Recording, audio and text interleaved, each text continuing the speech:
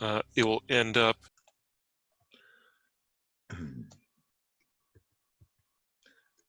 Good morning, everyone, and welcome to what appears to be our 31st program in a treatise on cosmic fire in depth. And we've been working, we're sort of at the cusp of number 44, page 44, and I think this goes on in some of the footnotes. We're almost finished with this particular section, and we will see whether we can finish it today and go on to commentary number 3. So let us see how this goes. And I want to, thank so many of you for attending the EUN yesterday and the new moon meditation when you could. There's a lot going on, obviously. So we are at a section that starts to talk about the fires of the mental plane, what we have seen. Well, actually, I want to welcome you, okay? That's before coming in. Just to say, my gratitude to Michael for helping in all matters organizational here. And Veronica, hi, good morning. And Anna Sklar, hi. And Annette and Catherine, Cindy. And looks like Tuya's here too.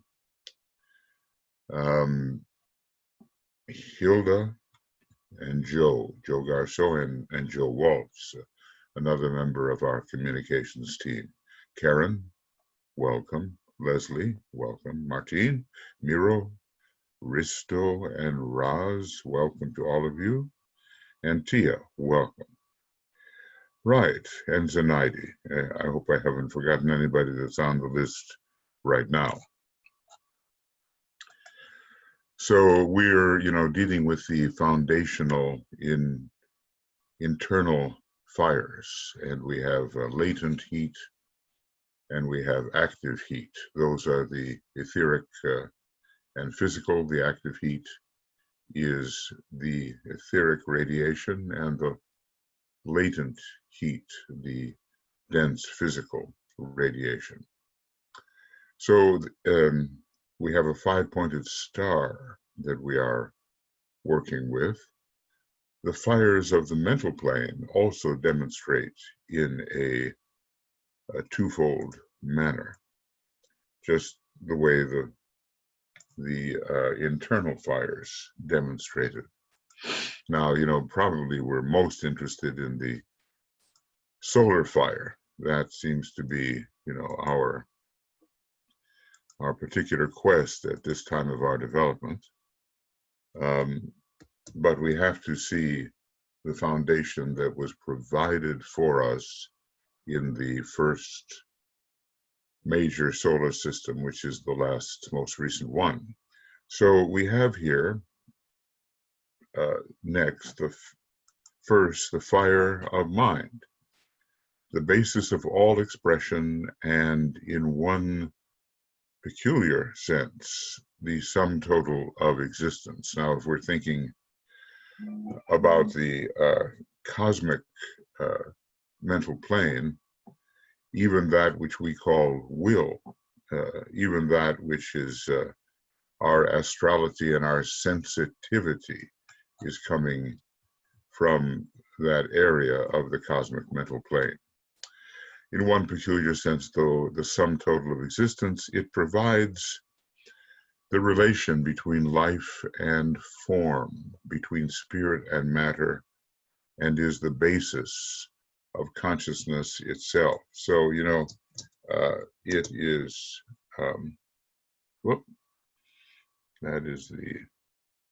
that is not correct. Sorry. I'll just copy this the way it should be. Um, we might here be speaking of solar fire. So this fire is the solar fire and is related to the higher mind, which we often call our soul nature. Solar fire, soul, and higher mind, they are all related, and I think you can see how this would be the case. And we can understand that the fire of mind is the great linking fire. And just the way there's a type of electricity, it's kind of a neutral type, which is not much understood, which links the normal positive and negative poles.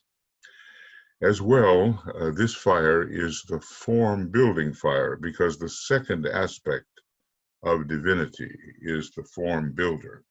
So this particular fire of mind, it's related to the second logos and to the second outpouring. Now, when we're talking about outpourings, let's see if I can find what would be indicative for us.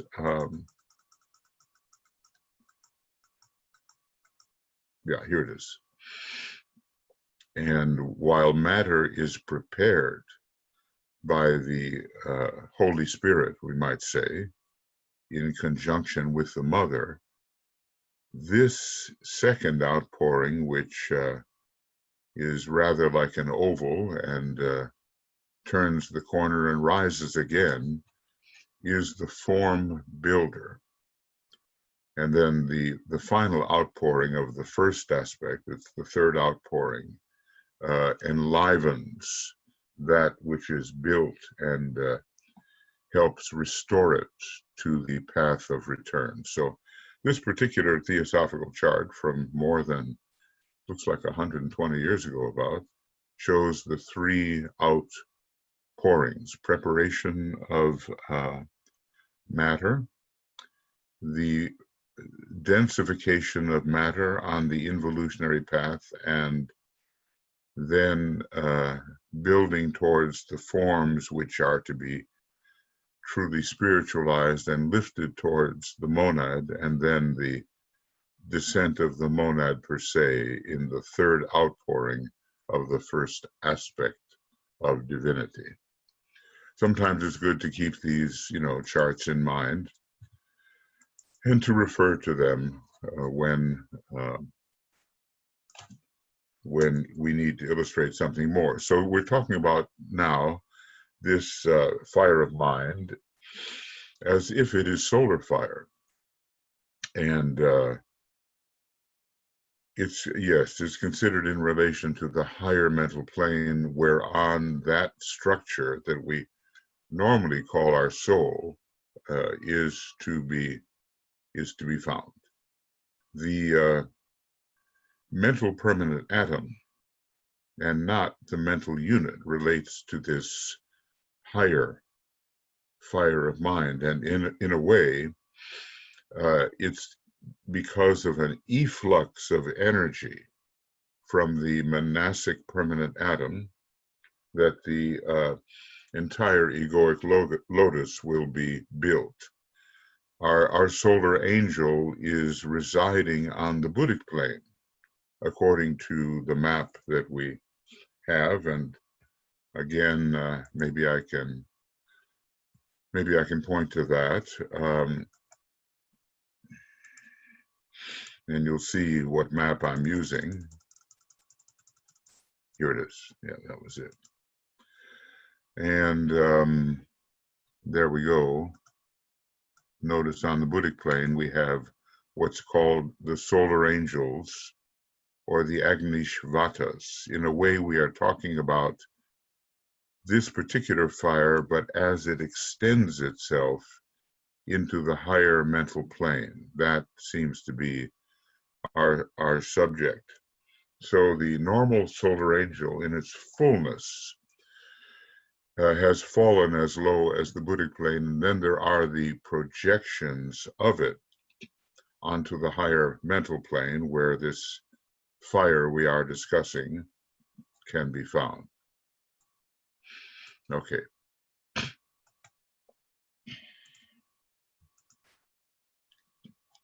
And let's see, I want to share this. Yeah, there we go. Okay, so the mental permanent atom, or sometimes called the monastic permanent atom, and not the mental unit, which is part of the lower personality, is relating to this higher fire of mind. And basically the whole book, Cosmic Fire, is really about the cultivation of this fire of mind. The greater proportion of everything that is said is related to the fire of mind, and simply because we can think in a concrete manner does not mean that we are related in a conscious way to the fire of mind that is here being discussed. Fohat, then, we've been dealing with that, relating intimately to the third ray, must also be related to the fire of mind, but Fohat per se is a vital and electric cosmic being, and basically has an origin which is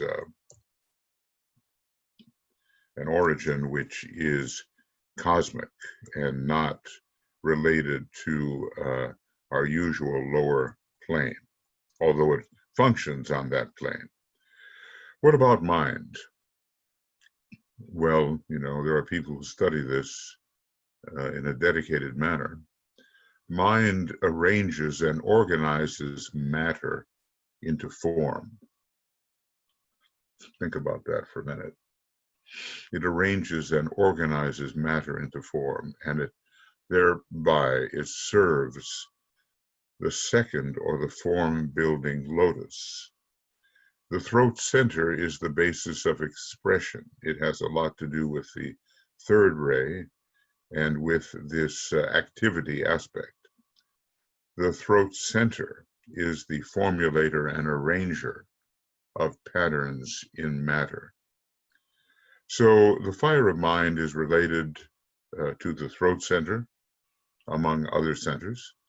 And the third ray throat center ruled, in the case of the individual disciple, by the earth, by Saturn, and later by Uranus on the seventh ray, which is interesting. The magical words begin to come through. The third ray throat center serves the second ray realization of pattern, and through the ajna and heart centers and heart in the head. So the second ray sees what the pattern is, and the third ray arranges it all so that in the lower world of becoming, the pattern is reflecting the higher pattern, which is more archetypal. There are patterns in heaven, and there are many heavens. And we have a kind of pattern in the third heaven with the soul, and we have to make it active in the world of many changes, which is our personality, also called, in a way, the world of becoming.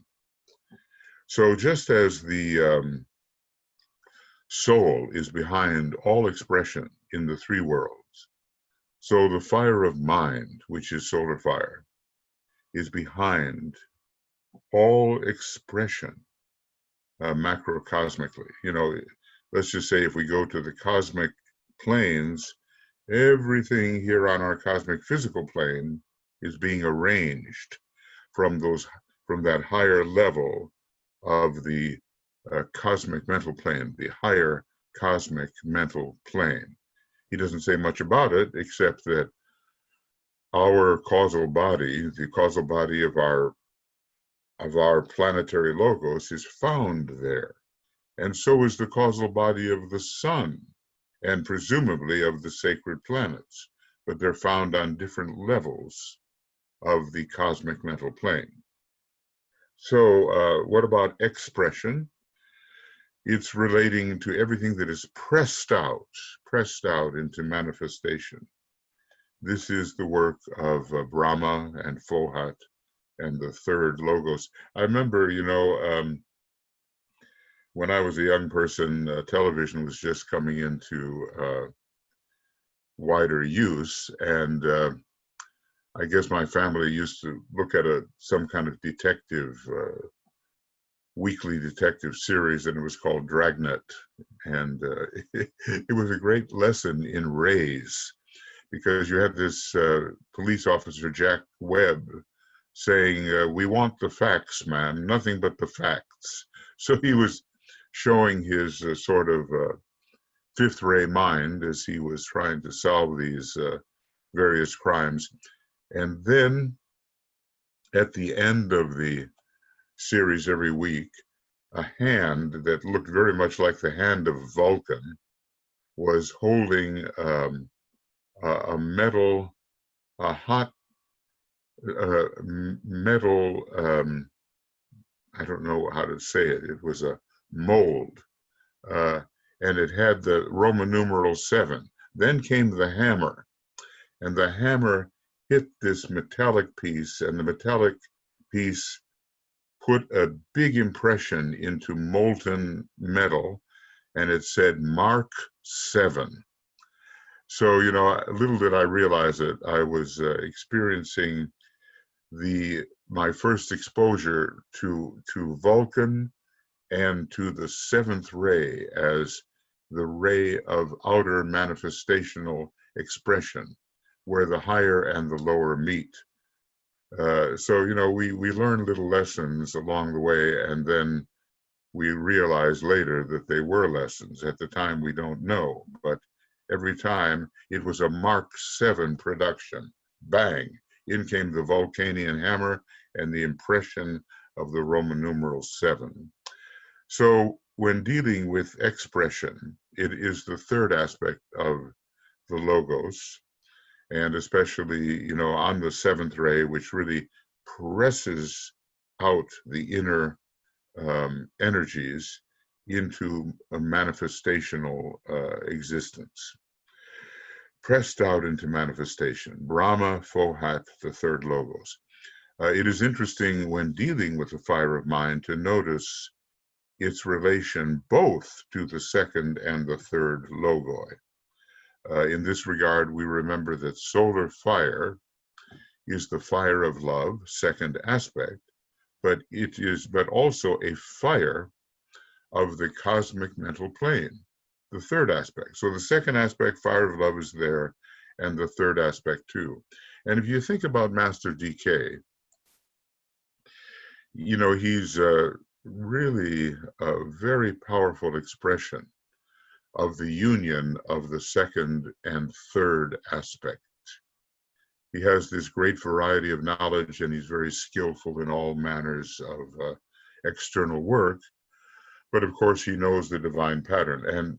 And if we were to look at another great teacher, even greater than he, the Buddha had the same thing. Now, when you look at the Christ and Master Kuhumi, it's not the same thing. They are not running over with the third aspect of divinity. They have the second aspect and a lot of the fourth ray, which is related to the second aspect, but in a way also to the third aspect, but it's still the fourth ray and not the third. Okay, so we looked at one type of fire of mind, and we called this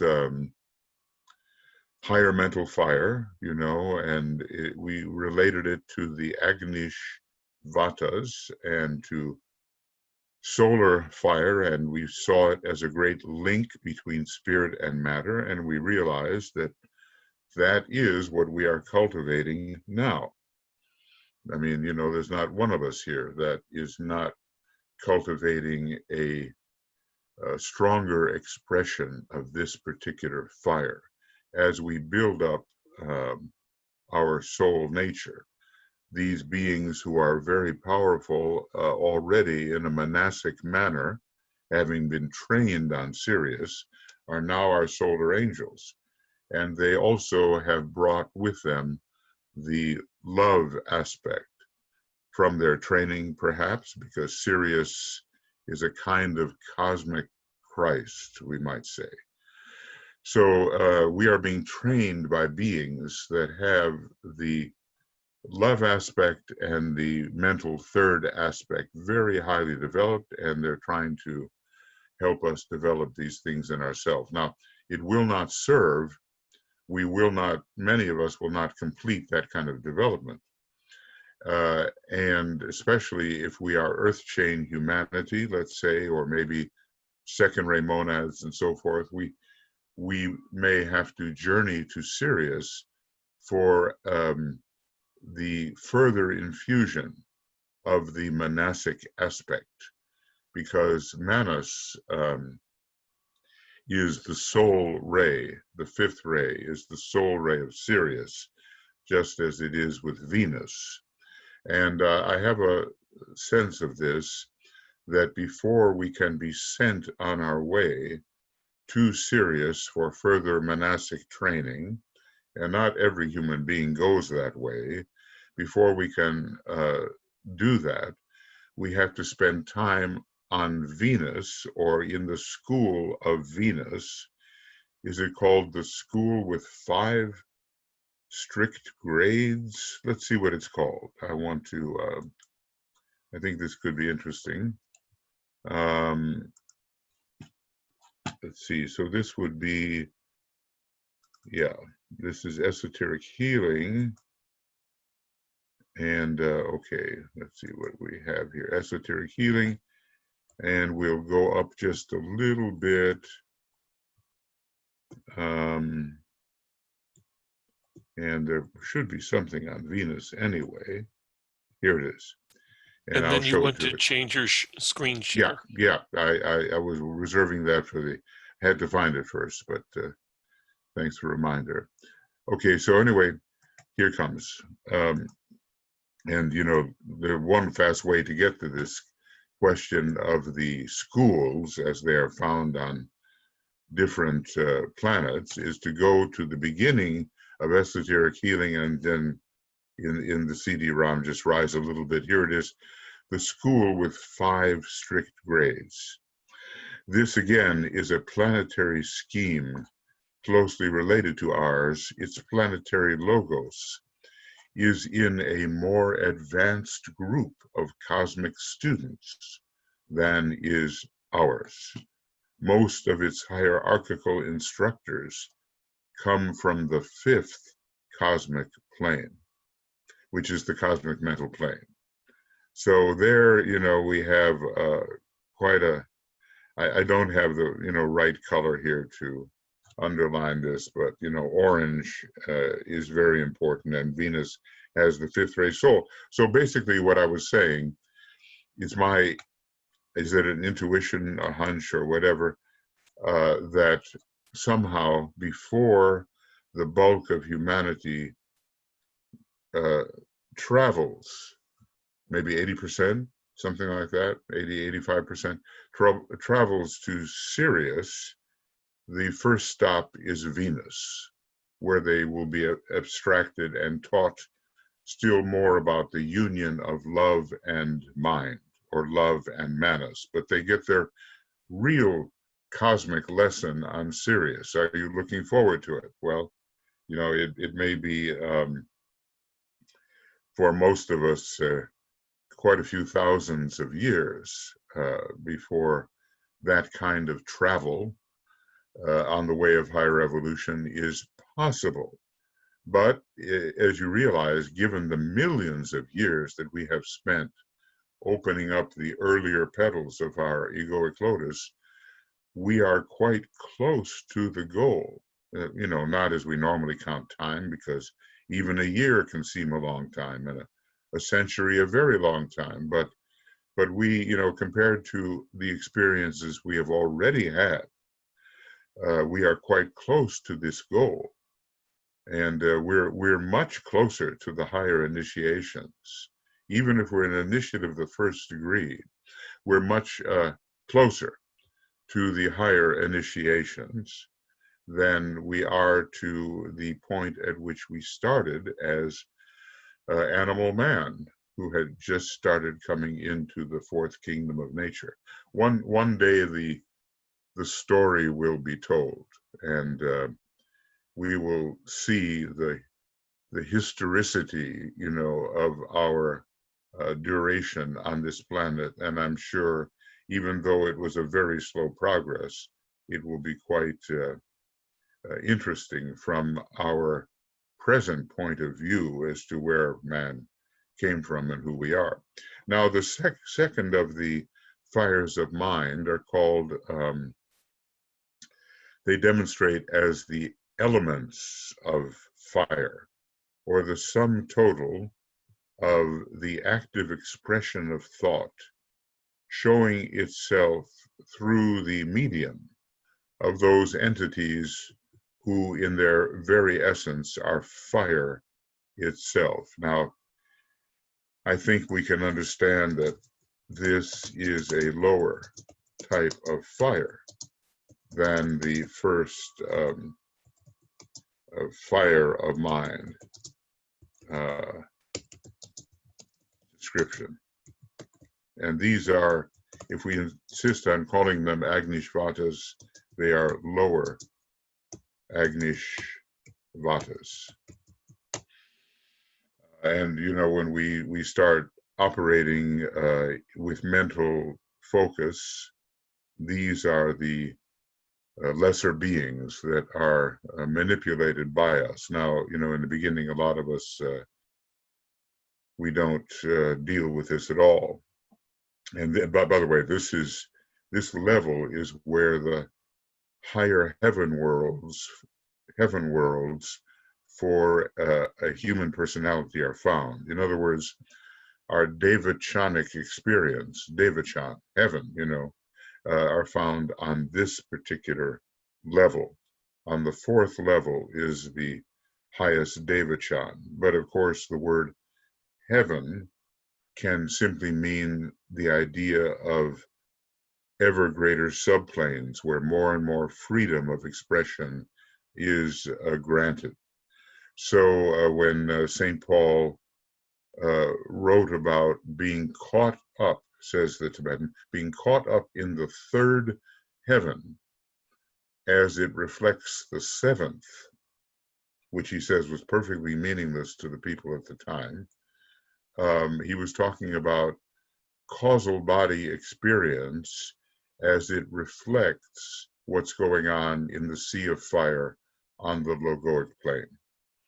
Now, you can understand why he says that the Bible, for all of its value, the New Testament, etc., is basically a book for aspirants and those on the probationary path. The occultism behind all this is now reserved for people who are developing a more mental focus and then mental polarization. So these elements of fire, they are built into thought forms, and I suppose in white magic, building the mental thought form of that which has to manifest is a very important part of the process. The mental unit is related to this group. And if I have to, in a way, demonstrate this, I'm sure that everybody here knows the difference, but the mental unit is found here on the fourth subplane of the mental plane. It's sort of the, if you will, the top of the concrete level of the mind. But the monastic permanent atom, the true mental permanent atom, is found on the first level. These are two different things. One has 4 spirillae and the other has 3. Put them together, you get the necessary 7, and the way to put them together is to follow DK's instructions on building the Antakarana. And then we will be able to link our higher triad with the lower triad. So that's just, to refresh in case we don't know the difference in the location between these two factors in our makeup. All right. So we notice the word active is found here, active expression of thought, and this relates these elementals on the lower four subplanes of the mental plane to the elementals of fire, to the third ray, the ray of activity. So when discussing this lower aspect of the fire of mind, remember we're looking at a five-pointed star. We're looking at something on the bottom that is called Nama Rupa, and it basically deals with 2 points of the star, which are latent fires. Now we're dealing with the more horizontal points of the star, which have to do with the higher and lower fire of mind, which are the links between the Namarupa, the latent fires, and the topmost point of the star, which will be the fire of spirit itself, even though all of these, temporarily and for us, are controlled from the cosmic mental plane, even that which we call will and spirit and so forth. It's all we don't go to the top of the supercosmic planes when we're looking for the energy coming to us. The farthest we go, as the Buddha did, the farthest we go is to the cosmic mental plane, and even that is just millennia and millennia ahead of us. The ability to take the sixth initiation and to do it as the Buddha did, connecting cosmically with the cosmic mental plane. Some of us will do that, and others, depending on the ray of our monad, will connect with the cosmic astral plane and so forth. Okay, so we're focusing on the lower four subplanes. The group of elementals of fire, and these are not yet really conscious beings. They are on their way, but they're on the involutionary path, are a correspondence on the lower plane to the elementals of latent heat on the dense physical plane. So we have these internal fires. The lowest type is latent on the dense etheric physical plane. The lowest type is latent, and the etheric part of it is active and radiatory. Well, now the active and radiatory part is corresponding to what we just looked at, the fire of mind, the higher mental fire. But the lower latent fires on the dense physical plane, they are a correspondence to the lower fires of mind, which we are looking at right now. Okay. So active radiatory heat and latent heat equals, kind of a proportion, the fire of mind to the elementals of fire. This is one of those equivalences, kind of an analogy. Radiatory heat is to latent heat what fire of mind is to the elementals of fire. And I think, we get that. And that's a very important little equation. Why would that be? Because, we're entering the Aquarian age where active radiatory heat is going to be the main thing. We're going to learn how to function etherically instead of just with the more resultant lower latent fires within our dense physical body. The physical body will be considered for human beings, and as he says, also for planets. That's the real physical body, is the etheric body. He's going to tell us, he has told us about that. And there'll probably come a time in our solar system when this dense outer shell, what he calls it, a kind of a congestion in time and space, will disappear, and we'll be left with the radiatory etheric body as our actual physical body. That will be physicality. Now, at the same time, what are we trying to do? The fire of mind is soul fire, solar fire, and we have methods and techniques of becoming increasingly infused by this soul fire, rather than just being a thinker. Now, a thinker and the concrete mind, there's lots of good thinkers, but they're very concrete. And from a certain point of view, many of them, although with a good mind, can be considered still to be wandering in the hall of ignorance and working with the Virgoan third petal. Now, what am I trying to say there? Let's see if I can say what I'm trying to say. Okay, this is actually what I want to say. Going backwards here, the first petal from the elemental side is ruled by Capricorn, the second petal by Taurus, and the third petal of the egoic lotus by the mentality of Virgo, a very intellectual, intelligent sign. I mean, it can be used that way. It is ruled by the planet of intelligence, which is Mercury. Now, so every one of these circles can be given to a different element. Well, is it possible to have such a good mind? You might be studying everything in front of you, and you might be all invested in the garment of God in a fifth ray manner. Let's look at the form, and forgetting completely who lies behind the form. Is it possible to do all that intelligently and still be in the hall of ignorance? Yes, because ignorance is not about knowledge per se. Ignorance is about awareness of the higher of the pairs of opposites, and that does not really begin until petal 4 and 5 and 6, which are the love petals in the hall of learning. So, it is possible still to have a good mind and be wandering in the hall of ignorance until you get the sense that there are pairs of opposites.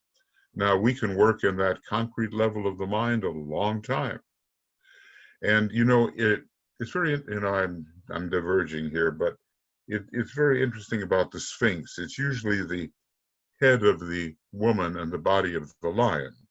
The lion is considered to be the king of beasts, and the woman the soul or controller from the higher mental plane. But from another perspective, Leo, the lion, rules the great blaze of higher mental glory, and Virgo can rule the 4 lower sub-levels of the mental plane, where we're interested in all the concretions of life and all the forms, and not in this blaze of glory provided by solar fire under Leo. You see how it can go both ways. The Sphinx itself is Virgo over Leo, but from another perspective, Virgo can represent the concrete aspect of life, and Leo the more glorified aspect of life. And so we move from form to light. See, that's another way of looking at it.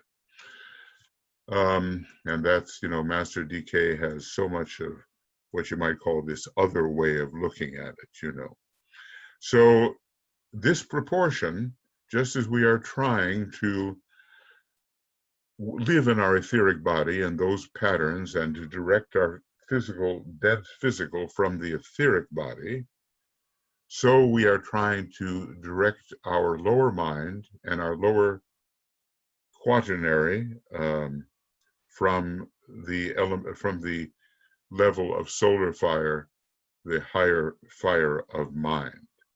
Now, how much are we successful in doing that? And to what degree are we infused by this fire? I would say, with every initiation, a higher percentage of atomic subplane matter enters into the vehicles. And he gives us, the proportion of 25%, 50, 75%, 100% for the first 4 initiations. There's more and more control by solar fire. As a matter of fact, for a master, he's not completely the monad, not yet. He still has a great power of solar fire, which is in his triad and no longer the soul body, but in his triad. And that display combines with his monadic ray, which is getting stronger and stronger. Now let's see. We have further. Okay. I don't want to get lost here. A treatise on cosmic fire. And we're on sort of page 44, 45. It's amazing how much one sentence can diversify, but basically what we're doing, when I said in depth, that we try to study in depth, it's not like reading the book through and gathering all the facts. No, this is a much more synthesizing approach. So we use a treatise on cosmic fire as kind of an excuse to reach out to every aspect that the Tibetan has written about. And basically, this is the seminal book. I mean, it doesn't mean you can't find invaluable information in Initiation, Human and Solar, and in the Letters on Occult Meditation. You can. I mean, you need that info. But from Cosmic Fire are all of the seeds of all the teaching he has given. And what we're trying to do here is not just go page by page and just say, and this is here, and this is here, and this is here, and now memorize this. We're trying to link up all the different aspects of the teaching which appear as significant to us in the moment. We're coming here to footnote 12, and it says basically, the quaternary is composed of 4 lower principles and the sheath through which they manifest as a coherent unit. Now, this is very brief, and I'm not going to, you just take it as what I'm saying. It's just one sentence. Which they manifest as a coherent unit being held together during manifestation by the life force. So we're now going to look at this quaternary. And what's really interesting in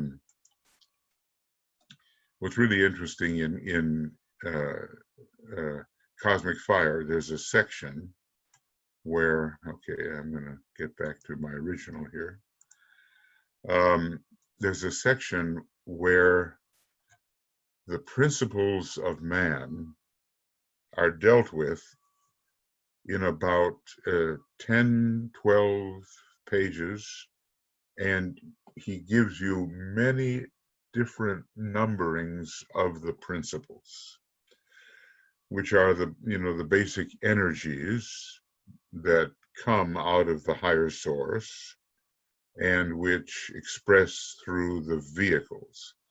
Now you say, well, I've got the principles all locked in there, but no, he gives you different perspectives on these. And, one day we will get to page 260 or so, 259, 260, and we'll be able to read about these divisions. As a matter of fact, it may come sooner than we think, because it depends on how advanced the person is, what the principles may be. Now, in one respect, a vehicle such as the etheric body is considered to be a principle, and prana, which is this lively solar vitality, at least in one mode, expresses through the etheric body and is considered to be a principle. Now, in my way of thinking, it's much more legitimate to drop the old theosophical method and say, yes, prana is a principle, and it does work through the etheric body, which is a vehicle. In the same way, we might say is that the karana sarira, the causal body, is a vehicle, but what works through it is a principle of higher solar fire. So we have to differentiate, I think, between the flowing energy, which derives from the ultimate source, usually the monad, and the vehicle through which that principle operates, or that energy. For instance, I'm going to say that there will be built for man a higher mental body, not the soul body, but it will be his own higher mental body once the solar angel returns to its source. But that is the vehicle. What is working through it is manas. And so there's the difference between the principle and the vehicle. What about the Buddhic vehicle versus buddhi, which is the faculty, the principle or faculty which works through the Buddhic vehicle? What about the difference between the atmic body, which will one day be coordinated when we reach a high stage of initiation, and the idea of atma, or spiritual will, working through it? So when it comes to principles, they are more or less flowing energy constituents of the original source. We might almost say that if you have white light, you break it up in a prism into 7 different colors, and the colors are analogous to the principles. Okay, so we are looking at dualities. We've had a duality here where we have latent heat and radiatory heat. And those are interior fires. Okay, let me just say that. The first of these are interior fires. And then come mental fires. Now, each one is a duality. And you know what's very interesting? We live in a very emotional solar system where our solar logos is powerful on the astral level and is astrally polarized, although reaching towards the mind. Now, the reason that we can make a proportion like this is illustrated in the map. And I'll show you what I mean. Notice that the physical plane and the monastic plane are split, and the astral plane is not split. It's a very powerful unified vehicle which reflects the focus of our solar logos. But for the monastic plane, there's a higher and a lower. For the physical plane, there's a higher and a lower. So we have latent and radiatory here, and we have elemental fire of mind, plus the solar fire of mind on the higher levels. 2 split planes, which are not as powerful because of the split. Now, maybe in the next solar system, this split here will be, this dotted line will be completely eliminated, and a whole new set of rules will be coming in to bring in the power of the divine will in that first ray solar system, first ray from the personality angle. All right. So these dualities, the mental and the also the physical, of expression, make the four necessary factors of the logoic quaternary.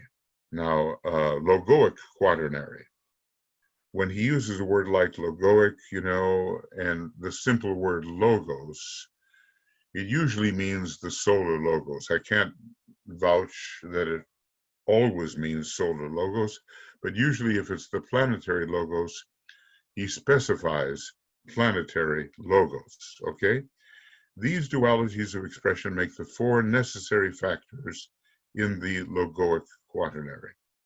So we're speaking of the 21 lower subplanes of the cosmic physical plane, which include both types of mental fire and both types of physical heat, or we might call this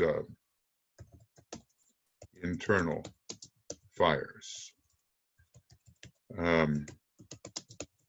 So the logos here concerns the solar logos. And remember, we can be assured from what he said that the dense physical body of the solar logos consists of the lower 21 subplanes. We cannot yet be assured that the dense physical body of the planetary logos consists of the lower 21. It may only be the lower 18, with the area of higher mind in a kind of a transitional place, which is not really physical for the planetary logos. But for the solar logos, yes, even the higher three levels of the mental plane are part of that dense physical body, and then our spiritual planes toward which we strive are the etheric body. So the 21 lower subplanes, and I'm sure you can count these yourself, but they are numbered as follows: the 3 dense physical, 4 systemic etheric, 7 astral subplanes, 4 lower mental subplanes, and 3 higher mental subplanes, and all that should tally up to 777, yeah, 221. Okay, so in other words, picture's worth 1,000 words, so let's look at it. These 21 subplanes are the dense physical body of the solar logos, just the way we have our dense physical body is down here, and the dense physical body of the solar logos is all these 21, including our temporary objective of being able to get inside the causal body and to see and to understand from the causal perspective. It's still physical. In other words, somehow, even if we have causal consciousness, and until the moment comes when that causal body is destroyed, we are not living in the principled substance of the solar logos. It's only when we're members of the hierarchy and have graduated into the spiritual triad where we polarize our consciousness that we are really getting with the program of this second major solar system. Up till then, it's just a big review, a review of what we experienced earlier with the kind of substance energy which we experienced, or whatever form we were in the first major solar system, the one just before this. So I hope I'm being clear. We're still not living the cosmically principled life. Because as we know, the dense physical body of the man is not really a principle. The principles kind of stop with the etheric body, okay? And the dense physical body is simply an aggregation of matter, energy, which was used before. Well, that's, in terms of our solar system, that's where we are still. We're not living yet the cosmically principled life. But when we do start to live that cosmically principled life, then we are higher initiates and we have entered the cosmic etheric levels of our solar logos. And that's a whole different kind of living and breathing, and it's really considered the spiritual life. While we're down here on this lower level of the dense physical body of the solar logos, it may be higher than our dense physical plane, but it's not really the cosmic spiritual life.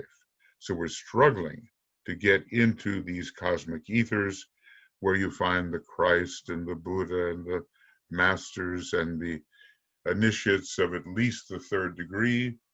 And really the fourth degree, of course, takes you right there, because the third degree may still be connected with the dense physical body of the solar logos, even here.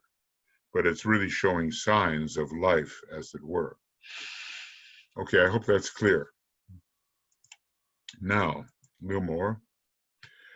So we have the number 21. The esoteric developmental process demands eventually the elimination of the astral body. Now, it's not the elimination of the matter of that level, because if that matter were removed, if astral matter were removed from us, we would die.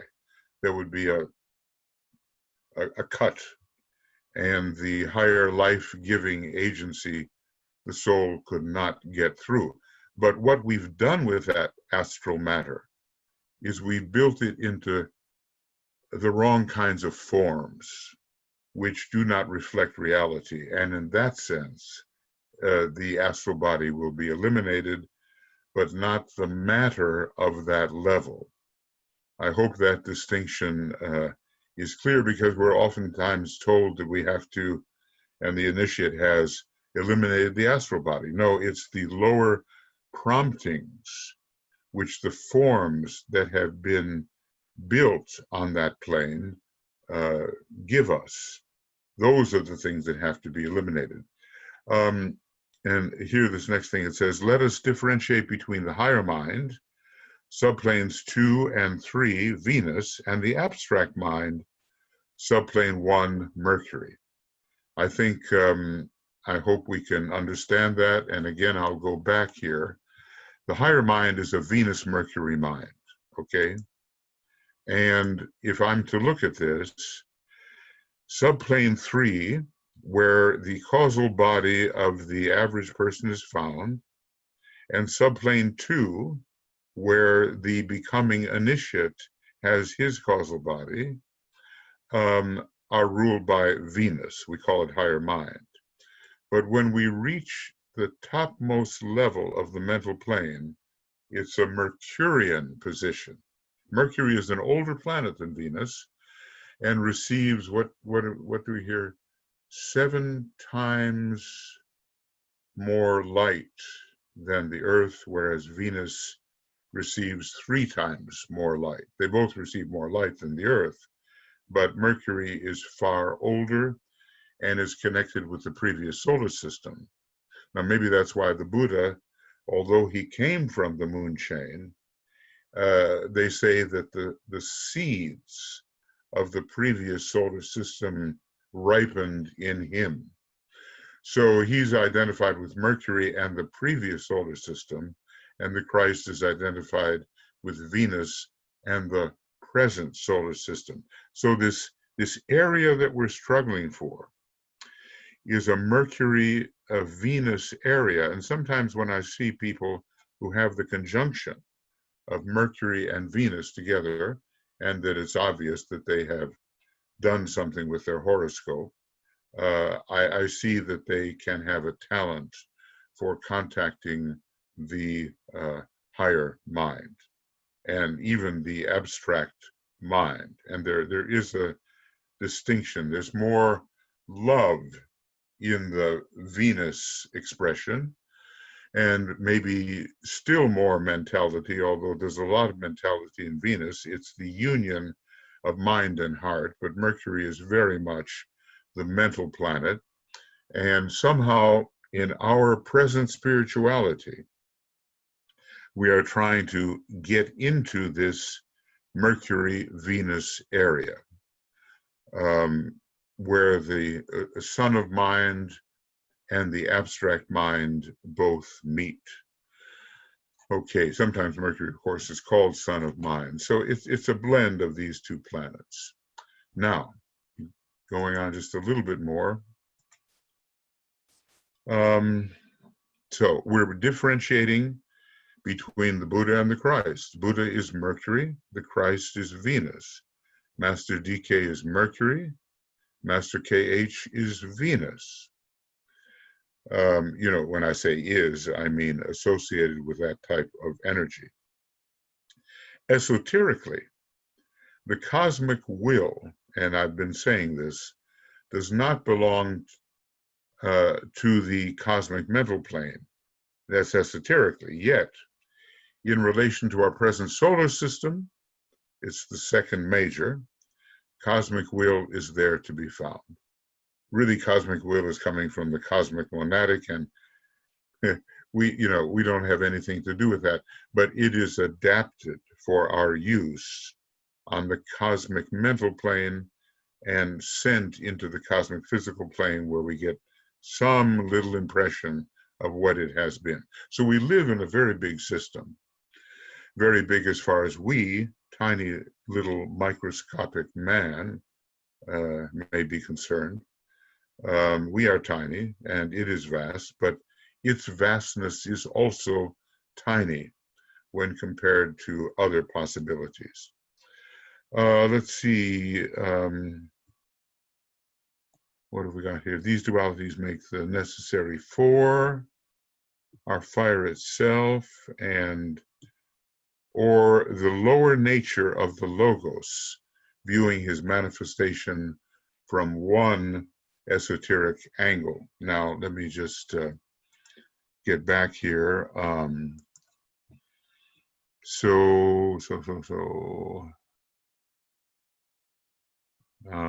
Here it is. These dualities of expression make the four necessary factors. I'm just reading what's on what you're seeing in the logoic quaternary, or the lower nature of the Logos, viewing his manifestation from one esoteric angle. DK is being very careful in what he says, because he knows how many more angles there are to see things from. Now, in the beginning, we don't have too much mind, and we try to grasp one thing like an anchor or a point that we can always refer to and say, this is it. But later, relativity and mutation enter the picture, and the thing that we said is it is not it. There's a lot of different ways of looking at things. So we are continuing here just a little bit, trying to find a place to stop. These dualities of expression, mind and the internal fires, make the four necessary factors in the logoic quaternary, or the lower nature of the Logos, viewing his manifestation from one esoteric angle. There probably are more, see? Just the same way that a human being can have his principles counted in different ways. It's very interesting. If you want to go there, it's right around page 260 in Cosmic Fire. You can read about the different way of counting principles. The solar Logos has also various ways of counting its principles. So presumably I'm saying this esoteric angle deals with the solar logos as he overcomes the cosmic astral plane and does not count cosmic kamma or cosmic kamma manas as principles. Well, that's not so important right at this point, but let's just say that we too are not looking to preserve a kamma manasic state of mind. We want mind to be mind, kamma to be kamma, and a clearer, less confusing type of fusion between kamma and manas. Usually, a lower quaternary includes kamma or kamma manas, but as here presented, it doesn't. Okay, so from one esoteric angle, exoterically, these four, or what do we have here? This quaternary, these four, are the sum total of the logoic quaternary plus the logoic fifth principle, cosmic mind. Okay, so exoterically, they have a different meaning than from the esoteric angle. Sum total of the logoic quaternary plus the logoic principle from, that is, cosmic mind. Now, it's way beyond us in a way to think about how the principles of the solar logos are working out. I mean, we're dealing with some of the lowest principles of the solar logos right now. We're dealing with his dense physical nature, which still has for us a lot of spirituality in the causal body, and we're dealing with, over thousands and thousands of years to come, his etheric nature. Okay. Earlier, DK related cosmic mind to the will, and thus the 2 plus 2 are related to a 1, which represents the will factor. That's the top of the star. 2 below, 2 in the middle, and 1 on top. And that is the cosmic mental principle. Maybe the exoteric consideration of the logoic quaternary does include cosmic kamma or cosmic kamma manas, and then separates the energies of the logoic higher mind into a superior category. All right, now footnote 12, and maybe, let's see here, it's a long one, so, but we are getting near the end, and I think that it is not profitable for us to go too much farther right now as we try to bring these factors together. So I won't do that. We'll begin here next time in approximately 1 week, and that will be on the 25th. Okay, and yeah, this will be the point where we will begin. And then, Michael, you can, if you will, just, I'm going to bring this down.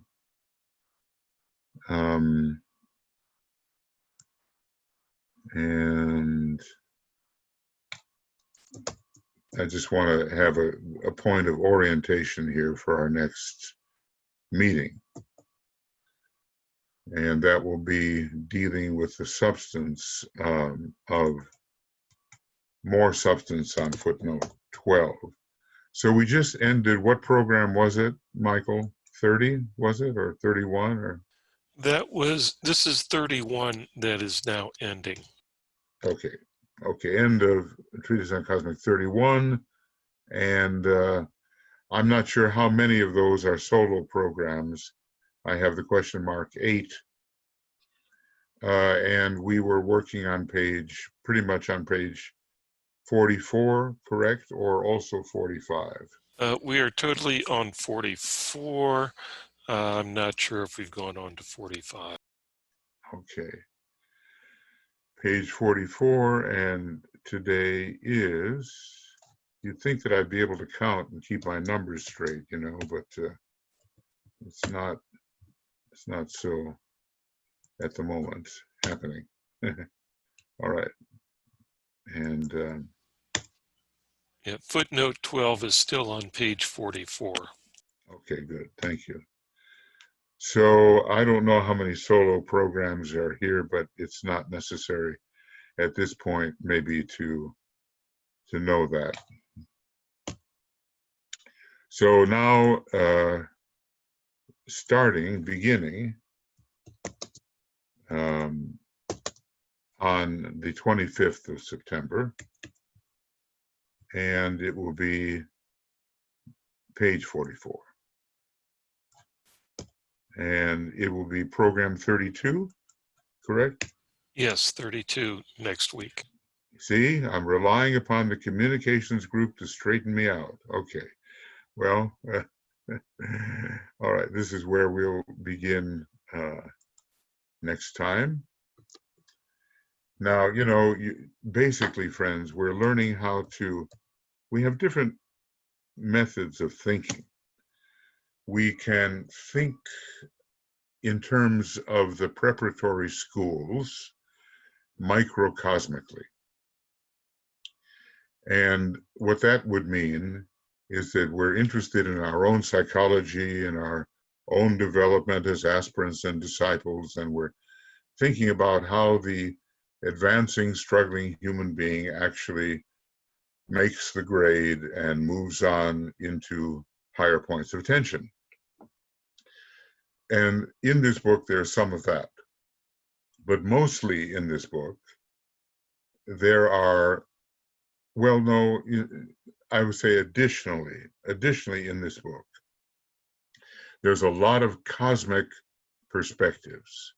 So that even though our local cosmos system is rather tiny, for us it's vast.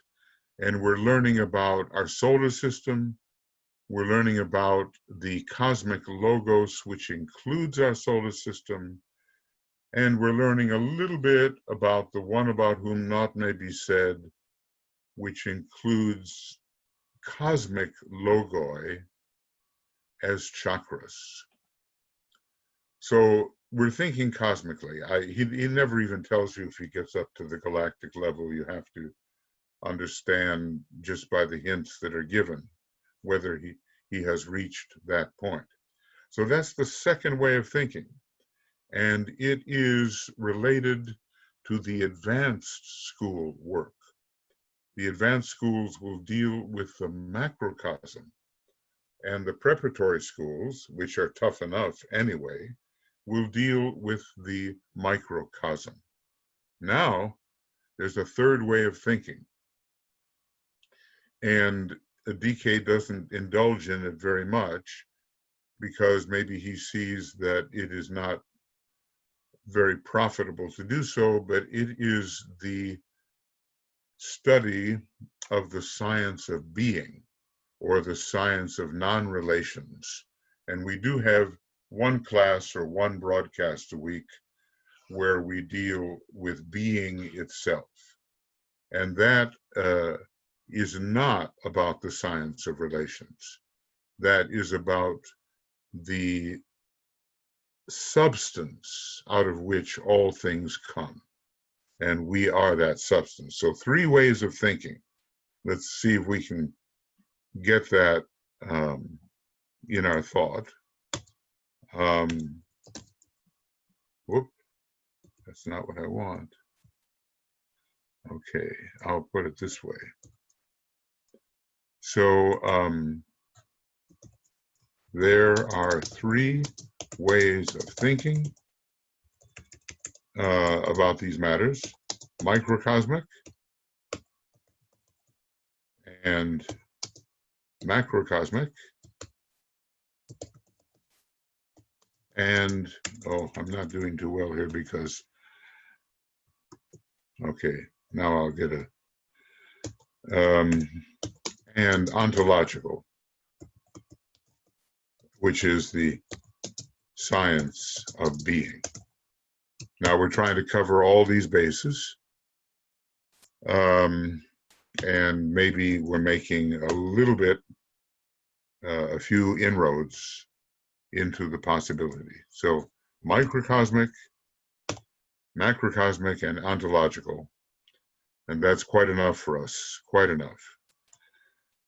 But basically, we, over the next 2,000 years, have to expand and deepen the abstract mind. We're entering the sixth subrace of the fifth root race, and during that period, the abstract mind, the lower aspect of the spiritual triad, is being developed before the sixth root race comes and intuition is developed. Okay. So first is the bridge we call the abstract mind, and a study of this book in the right way, a book written largely on the third ray and the first ray, will help us develop our abstract mind and allow us to appreciate the scope of larger systems, which we might normally not think about when we're just busy thinking about ourselves, if you know what I mean. So maybe in our next life, when these schools are actually manifesting and the great Lord is walking the earth, as it were, we will find ourselves in one of the preparatory schools, or maybe, shortly afterwards, or not shortly, in one of the advanced schools. And all of this study that we are dealing with right now of the microcosm and the macrocosm will be deepened because of the third installment of the teaching, which Master DK is just about to offer. One can, hopefully we recognize it when it comes and are not taken in by so many of the false presentations, okay, which are also predicted. Everybody's going to be channeling Master DK, you know how it goes. Everybody is going to be the amanuensis, the next amanuensis. They'll claim to be that, and but the books themselves or the material itself must prove itself to those who know. And from the quality of the material, we will know whether it's the real thing or not. Just the way Alice Bailey says, I don't want to do this, she says in the beginning. But he says, if you'll just be patient and examine what I may be able to offer to you and through you, maybe you will help me. And she did. She examined carefully what was coming from him, and of course became convinced because of its quality. All right, so that's it for the moment. Are there any questions or thoughts that you have about what we've been discussing or other occult matters? Just always use the law of analogy, and there's special analogies between the solar logos and man, sometimes even more than between the planetary logos and man. We've looked at two types of mental agnishvatas, higher and lower, fire of mind and elemental fire. We've looked at that. And we've talked about quaternaries and principles and vehicles. And we've understood that no man has, in a way, gone higher than the Buddha while still being a man, a human being. At least at the sixth initiation, that was an extraordinary, elevated touch that he had, and then brought it down through his disciple, Gautama or Siddhartha, just the way Jesus was the disciple of the Christ. Okay, so is there anything? Yes, Michael, there are several offerings in the chat box, Yeah. beginning with Roz. Okay. When you talk about our evolution and initiations and how we are closer today than when we first started, the thought came into my head that when animals are mistreated, they may reincarnate as angry humans. There seems to be many angry humans on Earth right now. Sorry, this might be a bit off topic. Well, in a way, there's nothing off topic because this is all you can talk about anything and relate it to principles of occultism, but the the the mistreatment, they may carry that with them, but it will not be effective, and I think you realize that, until individualization has occurred. In other words, it will not be like the next incarnation. The mistreated animal will, they do have the permanent atoms, and they do carry the memory, but it's not until they are individualized as animal man that any of these previous skandhas would show in the human kingdom. Am I being clear? Because mistreatment of animals can occur way down the evolutionary line in the animal's development. I mean, there are different phyla of animals, and at a certain point, the mistreatment, especially when we get into the mammal area, may be more registered, but it may be a long time before such an animal becomes a human being. And it's only then that it will show up as a human character trait. Now, actually, you're on topic here in a way. Master Moria tells us, he says, don't be surprised if a yogi will ignore a wise man and yet uh, take time attending to a little dog in whom he sees the future of a human being who has qualities worth nurturing. You can already see these things emerging in the higher domestic animals who are close to individualization. And they will carry these traits over when individualization occurs. And they will have to, of course, it will have to be rectified. No abuse can pass without eventual balancing, harmonizing, and rectification. So I think the thought is on target. It's just a question of the timing. And wasn't there a period uh, during the Lemurian or Atlantean root race where the door to individualization was closed temporarily and will not reopen until uh, sometime in the future?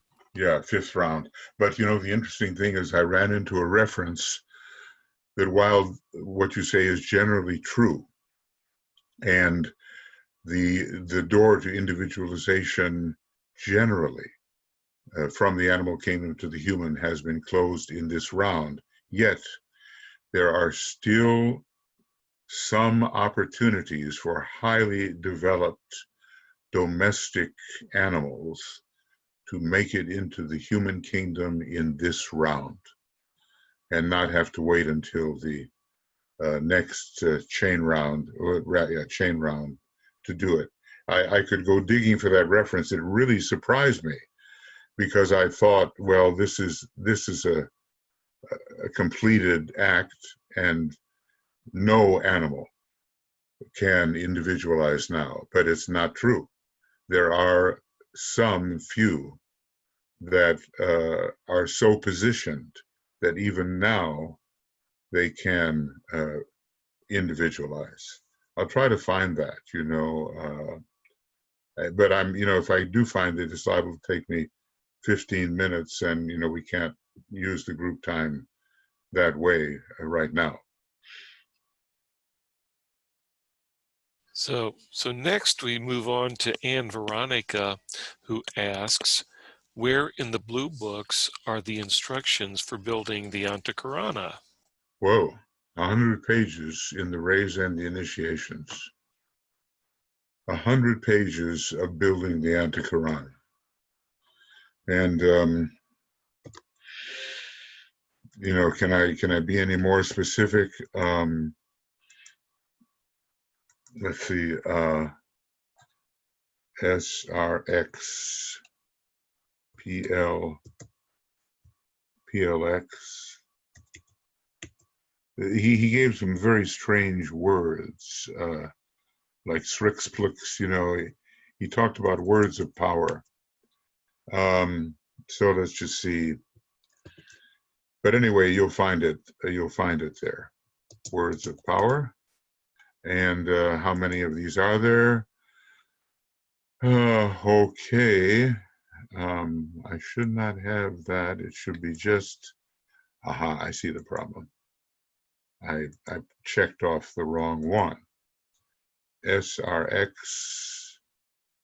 P. Well, he said it's kind of useless to try to use the original words of power because we don't really have the vowels, and it's the meaning that counts. Words of power. There are not so many references. Okay, this is the beginning, and we've jumped already to page 413. Now here we are. Somewhere here around page 500, 497, 7 words of power, which we will now consider. And here are some, wait a second, I want to, so you can see what I'm doing. The utterance of words of power, all of this is part of it. And so I would say that in that area, here it is, somehow between page 500 and 600 are pretty detailed instructions about how to build the Antakarana. And it's a whole unit of study that we have in the Maurya Federation, and I believe in the Arcane School also, that there is such a, here it is. This is what, I knew I was on to something. It's 6 prolux. Okay, there comes a moment of intense concentration and the peculiar word of power of the second ray is enunciated. Of this word, the dual symbol 6 prolux. Now I guess it's dual because it starts with SX and ends with, SX and ends with XS, takes the form in the mind of the disciple and signifies the assertion, I see the greatest light. So he tells you everything you have to do before that, but he doesn't ask you to pronounce the word 6 prolux. As a matter of fact, he says it's pretty useless. He says instead, use the equivalent meaning, I see the greatest light. And he gives that for the first ray too. And it's something like urix plasti, there it is. Ukritapluxti. The vowels are missing and the emphasis and all that. But he says, I can't really depict these for you. They are neither vowels nor consonants. Correctly sounded the above forms 3 words, but I can give as far as possible the English equivalent in meaning. And it is this meaning which I ask you to have in mind as you mentally utter the word, the sound or word of power, and visually attempt to see it performing the esoteric miracle of bridge building. So right in here, Anne Veronica, in the early 500s and the very late 400s is the whole process of how he advises us to build the Antikythera. And it's pretty deep material, so it will really require some study and over a fairly long period of time and lots of practice. It will require that. Anyway, that you can get started. If for any reason any of you do not have the Alice Bailey CD-ROM, you are missing out on a tremendous research tool which will speed up your assimilation of the teaching remarkably. So, from headquarters in London or headquarters in New York, whatever, maybe even Geneva, I suppose, you can get the Alice Bailey CD-ROM. It's not too expensive. It's about $100, maybe up to $150. I'm not sure. But when you think about what it does for you in relation to the material in the book, any serious student of the Tibetan will want it. Okay, so look at those pages, Anne Veronica. Next, from Karen, writes, I am confused about what you said about the difference between astral matter and astral body. I'm not sure I said that exactly, but I'm confused also, Karen. What I'm basically saying is that the atoms that by mathematical progression become ever more simplified as you rise up from the etheric permanent atom, every subplane of the astral plane has atomic matter, not atomic matter, but let's say different kinds of atoms of varying degrees of complexity. The simplest are at the top and the most complex at the bottom. That level of atomic matter, or you see, when I say atomic matter, I don't want it to be confused with matter of the atomic subplane, because, there's the atomic subplane and the subatomic and the etheric, superetheric and the etheric. In other words, you have different names for different subplanes, but there are different atoms of different constituents. Bubbles in the koilon make these atoms, a very tiny unit, and those atoms have to stay. If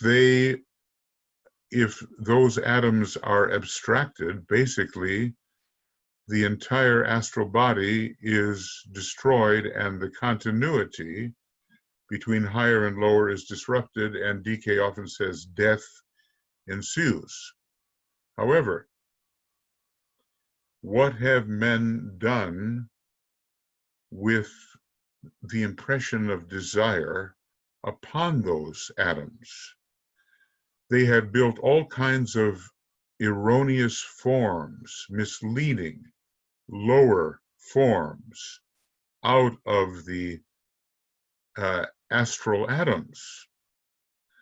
Some are better than others, higher up, where we have imagination and idealism, and some are awful as you go down low and completely block the truth. And what I'm saying is that is the real astral body. In other words, that's the astral body we're getting rid of. It's all those misshapen forms that we have built over millions of years. They have to be broken, but the matter itself remains. In other words, if you get rid of the atoms of the so-called astral plane, you're going to bring about the death of the magician, But we do want the love energy of the Buddhic plane to animate those atoms. And in order to do that, we have to have a de-glamorizing work which breaks down the forms into the erroneous forms, the misleading forms into which those atoms have been built over the years. That's the only way I can figure it out, to tell you the truth, because we cannot get rid of those atoms. Otherwise, we create a discontinuity. And as far as I can see, when looking at, here we go. I'm going to go here. Take a look at this. On the astral plane are all these chakras, right? Here are 7 chakras, and the astral ajna center is not even mentioned. But the major chakras are here. Now, if you get rid of those atoms that constitute these different subplanes, you are not going to be able to build those chakras. You will not have vortices of force, and the energy from above will be stopped and will not reach the etheric physical plane, systemically considered.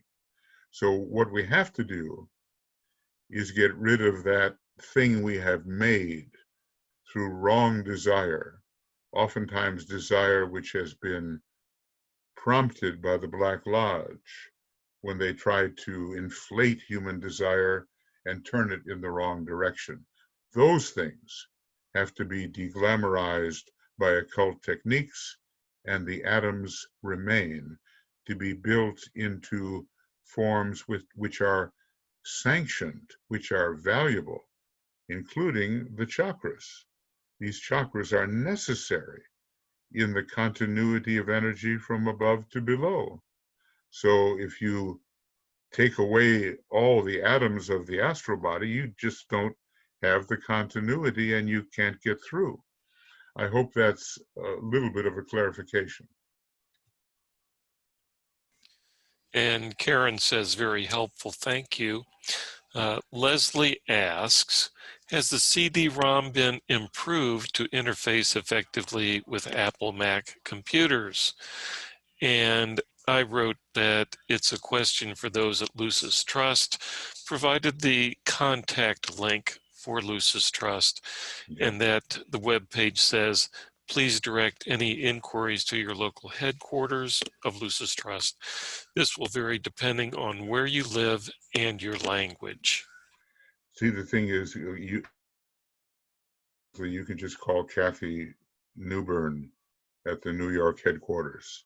You know, she has a lot to do with what we're doing, and she'll be happy to tell you, but I'm pretty sure not. And I'm pretty sure that you need a program like Parallels or whatever other programs that effect a PC conversion on a Mac, and then you'll be able to access the material. I hope I'm wrong, but I do believe that there is not yet a Mac per se version of the CD-ROM, but you can access it anyway if you have the right converting program that in general makes PC programs available on the Mac. It's indispensable. Absolutely. If we want to go deeply into what the Tibetan has written, and we want the factor of pure reason to begin to take place within our mind, many, many links have to be made to make pure reason a reality. Now, this CD-ROM, I can't even give you a factor. It's like 100 times faster than looking, in the index for things. We're beyond that stage of the vegetable presentation through paper form. Books are nice, and they're good, and we can sit down with them and all that. But when it comes to looking between all the different indexes. Torquem Saradarin, he did a great job. I mean, he had this huge index of the Alice Bailey books, but even that is very cumbersome compared to what the electronics have allowed us to do now. So I would just call Kathy and say, look, what's the best way here? I have a Mac and I want to access the teaching. They can direct you also. All the books are online now, but it's still not the equivalent of being able to write down a few words and have all the pertinent references gathered together immediately. So I would look into it. Don't delay on that, because I think you'll find that you can at last, and all of us, study topically the way the Tibetans suggested. We can read horizontally and talk horizontally, or we can take a subject and get all the references right under our eye immediately and compare in a new way. It's like a cross, horizontal and vertical. So I hope you succeed in that. I'm sure Kathy would be willing to direct you as much as she may know, and she should know all about it. In the online resources that the Lucis Trust provides, there is a search function. It's not as cumbersome as searching through the paper books, but it's certainly not anywhere near as robust as the CD-ROM. Yeah, it's a transitional thing, and it's good. And in Agni Yoga too, I just wish that Agni Yoga had the kind of thing that the Lucis program has, because you've got to write down the exact form of the words as they appear next to each other or in some kind of order, and then you'll find it in Agni Yoga. But if you just say, I remember on this page there were a few words like this, you won't find it. So take advantage of what is available. And I don't know, it made a huge difference in my life. I remember a pretty deep scholar of the work basically going through a few hallelujah moments when he learned that Lucis Trust was about to create the CD-ROM, which they have. And by the way, it's in its third version, so there's been improvement since it first appeared. And Catherine writes, yes, there is an update for a Mac online. Okay, and is it of the kind that, like you were talking about, Michael, transitional? Or, it's something. Is it transitional, or does it allow you to do everything the final program allows when you own that particular program? Does Catherine? Catherine says, yes, I use it same as yours. Well, then things have moved on, and I'm very happy to hear it. So just talk to, in other words, for instance, I can, I just want to make sure that I'm understanding correctly. So if I get rid of all my indicators and I write initiation. Now that's got 2,530 references, but now I'm going to write the word Christ, and it comes down to 291 references, and they don't have to be in order. Is this how it works? In other words, just this way, that you put down any words that might occur on the same page, and the page comes up. Or do I have to keep the proper order of the words? Maybe Catherine can respond in that way. I've got the Lucis Trust website for the CD-ROM up on my screen. I can share that temporarily if you would like.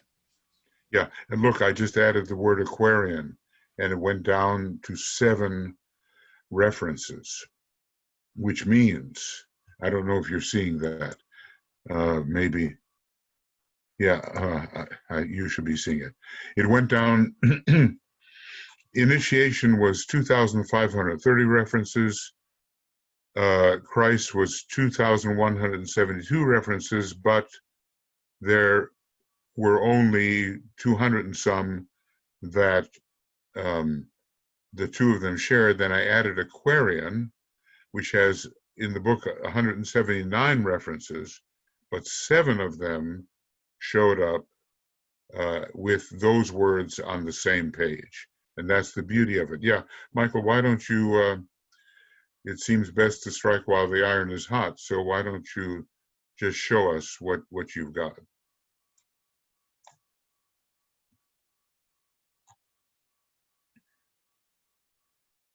Oh, goodness.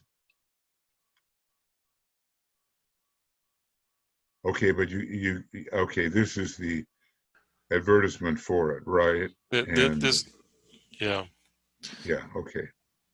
this is CD-ROM for download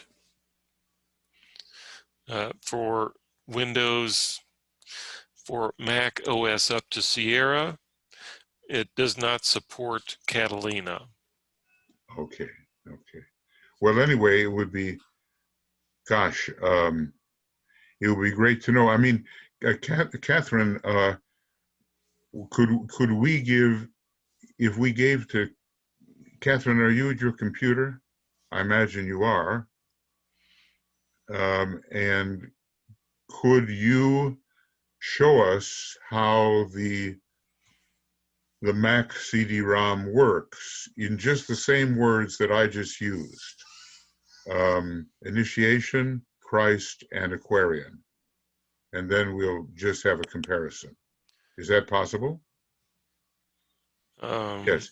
So can you I make can make Catherine? her a co-host so that she can show her screen. Okay, good.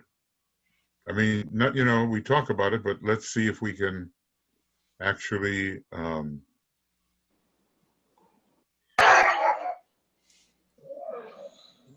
okay. So, hang on a second. Are you there? yeah. Actually, now I hear your voice. Done. Are you there? Yeah. Yes, we Yes, are. and we hear your dog too. Oh, I'm sorry. Get out. I'm on my phone at the moment, but I've opened up the program online. It works just the same as you have. It's just all you've got to do is download the update for Mac. Once you've got the CD-ROM in there, you just well, it's online. What happens if you buy it online? They'll just send you the link where you upload it onto your computer, and then there's an update for the Mac. But the only thing is, it does not support, as it said, the Catalina, so you can't upgrade your computer. So it's an older. So you've got to run your computer not on the newest operating system. The new, yeah. So because it doesn't support the newer one, so you can either do that, or you can, and that's what I have done. I've put it on my laptop and I run it on an older version. And on my desktop, I run a more modern version. So yeah, I just use a CD-ROM on my laptop, Mac, on my iMac. Next time we get together, Catherine, is there ever a time when you're going to be at your computer rather than at the phone? Yes, I can do that. I can do that. I probably can do it now. If it's not too long now, we can do it now. Otherwise, we can do it the next time. But this is sounding like good news, I mean, I've been out of it a little bit, and let's just say that if this is really the case, they've done their homework, and I hope they keep up upgrading so that the people who have Mac, let's see. Go on here. And what is Miro saying there? I'm not sure. Something Oh, about blah blah. Yeah. Right. Yeah, I've got you on computer now. So. Yeah. Can you make her Join a co-host so she can already show us? done. Already Okay. done. So, Catherine, you're able to show your screen. Oops. Cancel. Right. And that should be the green button. Where it says share screen, and you'll want to stop my screen share.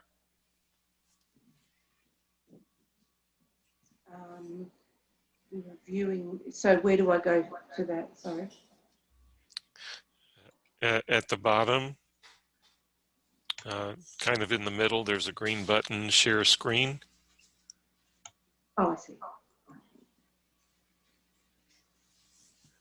And you can stop my screen share and share your screen. Don't necessarily need to share. You can share the program itself. Okay. I'm getting there. Yeah. Right. There. Or yeah, okay. If it works now, that's good. And if not, we'll try to have a session. I don't see anything new yet, but we can try to, I think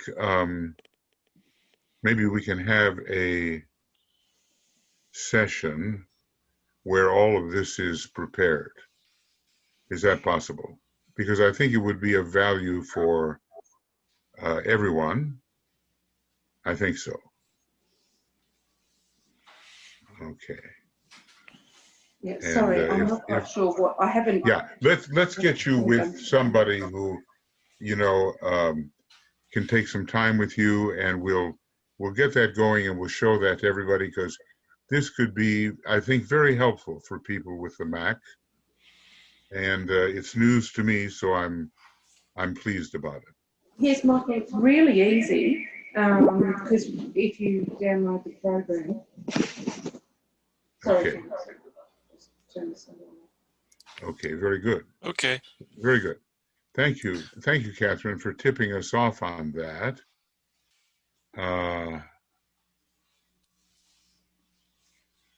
And going back, Michael? Yeah, let's go back. I see, what time is it now? We have someone who probably didn't like what we were doing, and he appears to have left. But that's okay, Yeah. Miro was asking, what is the difference between the Arcane School and the University of Seven Rays? Well, he has left. He has left. So I'm not going. I think so. He's not with us anymore. So I'm not going to answer. I'm not going to answer his question. I'm not going to answer his question. Okay. Yeah. And that is all of the questions in the chat box, and no raised hands. Very good. Okay, friends. Well, that's the duration of what we can do right now, and we're on to something due to Leslie's question and Catherine's response. So, very good. And if you would send me Miro's email, if you have it, Michael. I don't know if you have it or not. I will try to get to the bottom of a few things. I can get that for you. Yeah, you just send it to my email or whatever, okay? All right, that's it. So we will begin to work next time. We will deal with footnote 12 here. And the quaternary is composed of 4 lower principles and the sheaths through which they manifest as a coherent unit, being held together during manifestation by the life force of the indwelling entity. We will begin there. Thank you for your participation, your meditation. We'll do the great invocation together, meditating and thinking about these things, and your presence. And now I will get our great invocation up and running. And Michael, you send me that email, okay?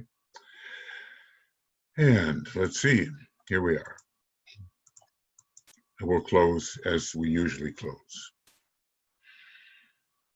The great invocation.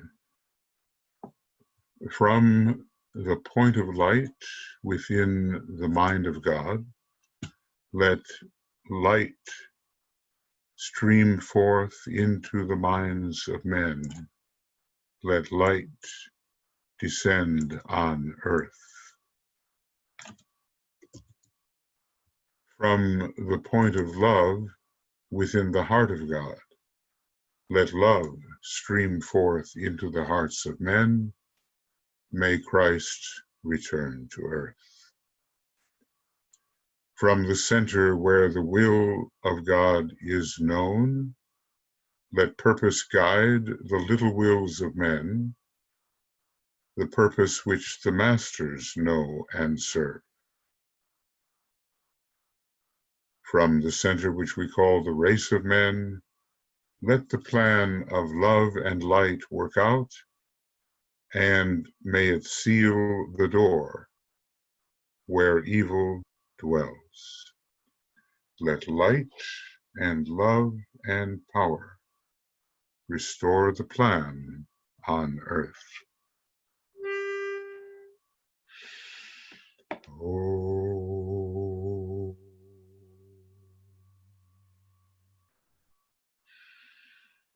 Oh.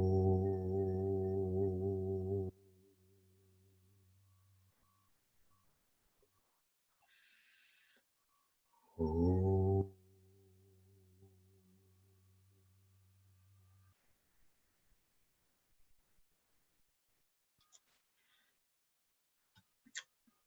And thank you, everyone. And tonight, the Glamour, Dissipation of Glamour